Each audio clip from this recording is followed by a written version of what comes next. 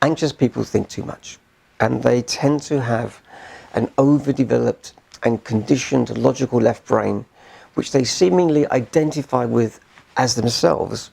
So they feel that the internal dialogue in their heads, which they are listening to, is them, and they think that it's keeping them safe. But I think what they don't yet realize is their right brain can do that too. But it does it better, and it does it faster, and it does it without using words, if only they could learn how to trust it.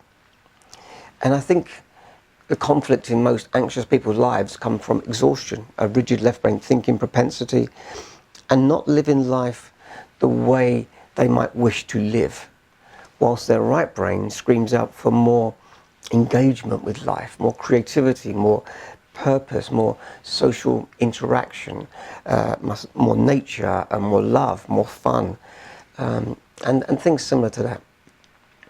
And if that's the case, it might be common sense to ask yourself one simple question: am I operating to my fullest potential?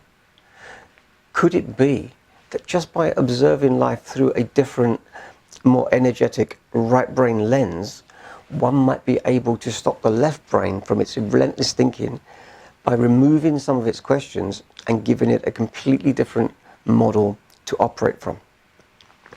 And remember, in my world, there's no such thing as the mind, just the mind screen, where the brain broadcasts and displays its many varied ideas. And I think if you can adopt this perspective, it stops you from blaming your mind for not making decisions, as your mind is just a screen, and you need to take responsibility for making decisions, nobody else. And remember, decision makers who take responsibility get things done. So might we be unknowingly limiting our potential by identifying with our conditioned intellect? Or could it be that we're being discreetly trained by those who control us to ignore the incredible powers which may lay dormant within the right side of our brain, rendering us tired, detached, restrictive, and therefore fearful and compliant, and therefore easy to govern, which is good for them, but is it necessarily good for us?